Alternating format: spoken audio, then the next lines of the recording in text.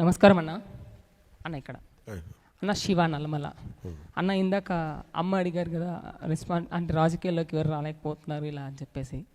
దానికి perfect example నేను అనుకుంటున్నాను అన్న. ఎక్కడో నల్లమల్లో ఉండి మిమ్మల్ని చూసి నేను ఆ సమస్యల పట్ల మాట్లాడి ఒక సేనతో సేనాని ప్రోగ్రాంలో మాట్లాడి దాని ఇంపాక్ట్ తెలంగాణ జనసేన మున్సిపల్ ఎలక్షన్లో ఒక 85 మెంబర్స్ దాకా ఆ ఇంపాక్ట్ వెళ్ళి వాళ్ళు కంటెస్ట్ చేసేలాగా చేసింది అని అంటే, జెన్జీకి ఉన్న శక్తి ఎలాంటిది అని అంటే, అది పర్ఫెక్ట్ పట్టుకున్న పొలిటీషియన్ అన్న నాయకుడు ఎవరు అని అంటే అది మీరే. ఇంతమందికి ఇన్స్పిరేషన్ ఇచ్చారు అంటే అది మీరే అన్న. నేను ఇంకా ఇంత గట్టిగా ఎందుకు మాట్లాడుతున్నానంటే అన్న, మొన్న జరిగిన తెలంగాణ మున్సిపల్ ఎలక్షన్స్లో మహబూబ్ నగర్ మున్సిపల్ కార్పొరేషన్లో 24 ఇయర్స్ గోనెల భరద్వాజ్ అని ఒక అబ్బాయి లీడ్ తీసుకొని 18 మెంబర్స్ని కంటెస్ట్ చేయించిండన్న. ఆ అబ్బాయి ఇక్కడే ఉన్నాడన్న, మీరు ఓకే అంటే ఒకసారి ఇంట్రొడ్యూస్ చేస్తాను. అండ్ అలాగే మహేష్ పెంటల అని చెప్పేసి అన్న సిరిసిల్ల నుంచి బలంగా నిలబడి అతడి నుంచి ఆటుపోట్లు ఎదురైనా సరే నేను నిలబడతా అని చెప్పేసి కొంతమంది వెనకాల ఒక్కడే ధైర్యంగా నిల్చున్నాడు అన్న. ఆ అన్న కూడా లక్కీగా మరి దేవుడు ఇక్కడ మమ్మల్ని అందరిని ఒకే ప్లాట్ఫామ్ పైకి పిలిపించుకున్నాడు. అన్న కూడా ఇక్కడే ఉన్నారు అన్న. ఒక్కసారి మీరు పైకి అంటే రెస్పాన్సిబిలిటీ అంటే బాధ్యత, కమిట్మెంట్ ఇవన్నీ ఉన్న యువత ఎవరైతే ఉంటారో వాళ్ళు రాజకీయాల్లోకి ఆటోమేటిక్గా వచ్చేస్తారన్న. వాళ్ళు ఇంట్లో పెట్టి కూర్చోమంటే వాళ్ళు కూర్చోలేరు. మా వల్ల కాదు అది.